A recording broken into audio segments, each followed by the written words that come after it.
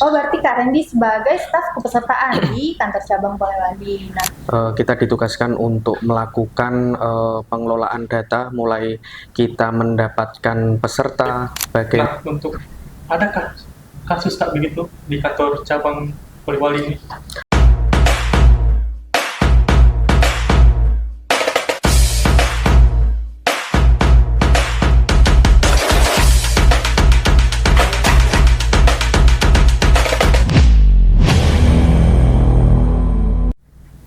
Halo Sobat JKN, kembali lagi di Popo, Polewali Podcast Talk. Perkenalkan, nama saya Putu Mentor Pertama, saya sebagai host pada acara hari ini. selain ada Putu Mahendra, ada Iva sebagai host podcast kali ini. Nah, podcast kali ini mengangkat tema perlindungan data pribadi. Baik, di tengah-tengah kita sudah ada narasumber yang sangat cakep. Oke, saya pantun dulu ya teman-teman. Makan sambusa di Polewali. cakep. Saya persilahkan Kak Randy. Ya, terima kasih. Perkenalkan Sobat JKN, nama saya Randy Eko Prianto. Jadi di sini saya selaku staf administrasi kepesertaan. Oke, siap. Boleh diceritakan sedikit Kak terkait tugas dan tanggung jawab Kak Randy nih sebagai staf kepesertaan? Jadi di staf administrasi kepesertaan kita ditugaskan untuk melakukan pengelolaan data, mulai kita mendapatkan peserta, bagaimana kita mendaftarkan peserta, dan kita harus memastikan bahwa data yang sudah didaftarkan peserta itu memang betul-betul sudah valid dengan data yang ada di kependudukan. Jadi kita melakukan pengolahan data mulai dari menerima awalnya dan mendaftarkan beserta memastikan bahwa data yang sudah kita terima itu adalah data yang memang valid. Kak Randy, terkait tema hari ini perlindungan data pribadi, mungkin bisa di-spill sedikit Kak terkait isu perlindungan data pribadi. Kan Kak Randy jabatannya ini sebagai staf kepesertaan ya. Betul sekali, Mbak. Nah, betul. pasti tiap harinya tuh bergulat sama data kan ya Kak? Kurang lebih seperti itu. Oke, bisa di-spill sedikit Kak bagaimana terkait perlindungan data pribadi? Jadi saya hari ini mengangkat tema untuk perlindungan data pribadi karena memang saya rasa masyarakat saat ini dan kembali lagi ke kita itu masih kurang sadar akan pentingnya kita dalam perlindungan data pribadi. Jadi sering kita ketahui dalam keseharian kita, dalam pengiriman data pribadi peserta itu terkadang ada beberapa ada beberapa hal yang dilupakan karena di situ perlindungan data pribadi penting untuk diketahui. Seperti itu. Nah, tadi itu Kak, kan menjelaskan tentang data pribadi. Nah, apa itu Kak? Sepenting apa sih itu perlindungan data pribadi? Menurut saya, seberapa pentingnya perlindungan data pribadi. Jadi ketika data pribadi kita, semisal nomor induk data kependudukan kita, ketika data itu sudah bocor atau diketahui oleh orang lain, maka orang lain akan mengetahui silsilah keluarga kita. Singkatnya seperti itu, bisa tahu keluarga kita siapa, bisa digunakan untuk kejahatan juga. Pinjol kan juga menggunakan KTP. Ketika peserta data kependudukan atau NIK-nya sudah diketahui, maka si penjahat itu bisa menggunakan data pribadi kita untuk melancarkan aktivitas kejahatan itu. Seperti itulah singkatnya.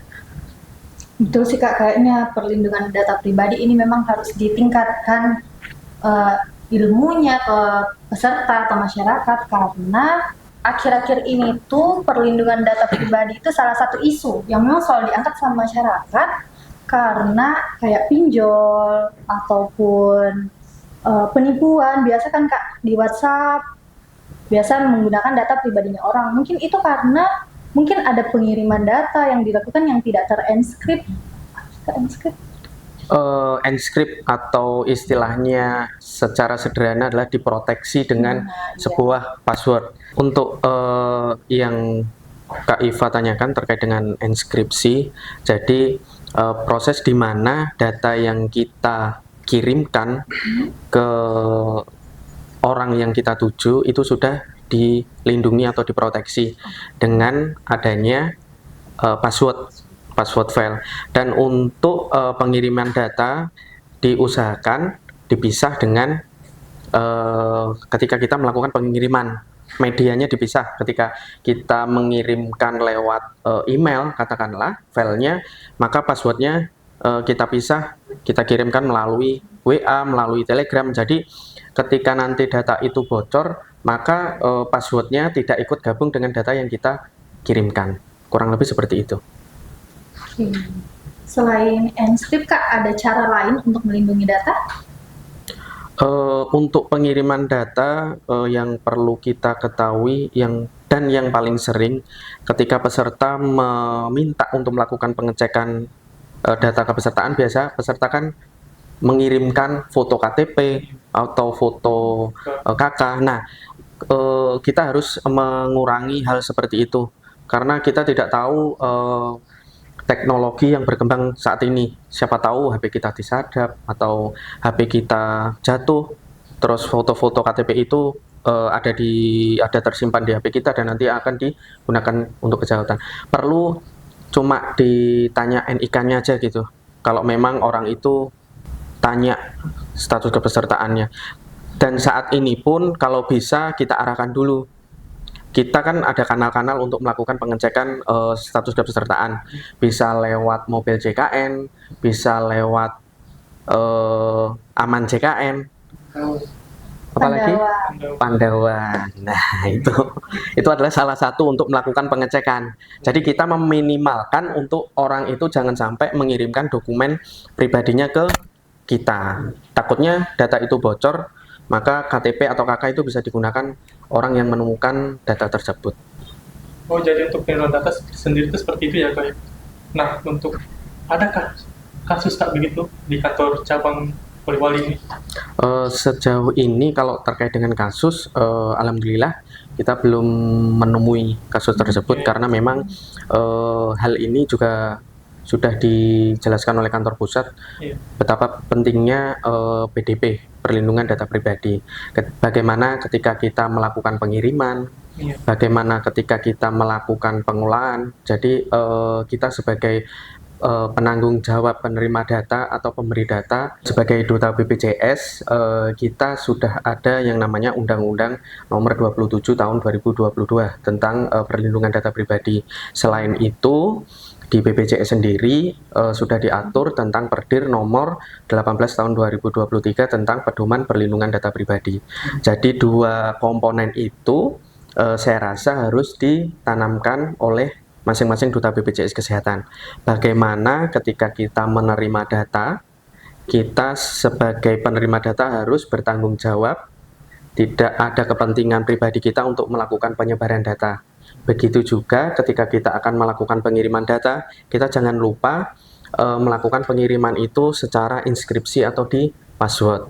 Kita juga untuk pengiriman data penting seperti NIK dan data kependudukan biasa ada yang namanya fakta integritas. Jadi antara pemberi data dan penerima data itu sama-sama bertanggung jawab dengan data masyarakat. Karena ketika data tersebut bocor, maka yang dirugikan bukan penerima atau pemberi data, tapi masyarakat yang datanya kita kelola. Seperti itu. Oh iya, berarti alhamdulillah belum ada ya Kak kasusnya Alhamdulillah belum. Perlindungan data pribadi. Oke, apakah ada yang ingin disampaikan nih Kak Randy ke masyarakat terkait perlindungan data pribadi dan seberapa penting data pribadi ini? Pesan saya untuk peserta JKN khususnya di kantor cabang Polewali, mari kita bersama-sama melindungi data pribadi kita. Jangan dengan mudah kita memberikan data pribadi kita ke orang lain dan kita tidak tahu tujuan mereka untuk apa data pribadi itu. Jadi kita harus tahu tujuan kita memberikan data itu apa. Dan jangan dengan mudah memberikan data tersebut ke orang lain. Nah, itu tadi pesan dan himbauan dari Kak Randy bagaimana kita harus aware terhadap data pribadi kita supaya tidak disalahgunakan oleh pihak luar. Bagaimana Kak Randy? Cocok sekali. Betul. Semoga dengan adanya podcast kali ini di penjual gorengan itu sudah tidak ada KTP ataupun kakak yang digunakan sebagai pembungkus makanan. Nah, betul. Oke, saya pikir penjelasannya Kak Randy Mahen ini sudah sangat jelas ya. Sangat jelas sekali. Betul, untuk meningkatkan awareness masyarakat terkait perlindungan data pribadi. Ya. Terima kasih Kak Randy Terima sudah kasih. meluangkan waktu di Terima kasih. Polewali Podcast Terima hari kasih. ini. Dan Semoga kedepannya masih mau diundang untuk di Siap. Polewali Podcast.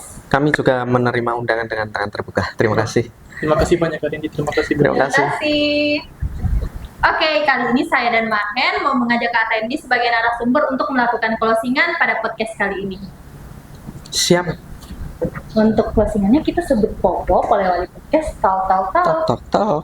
1, 2, 3, Popo, Polewali Podcast. Tok tok tok.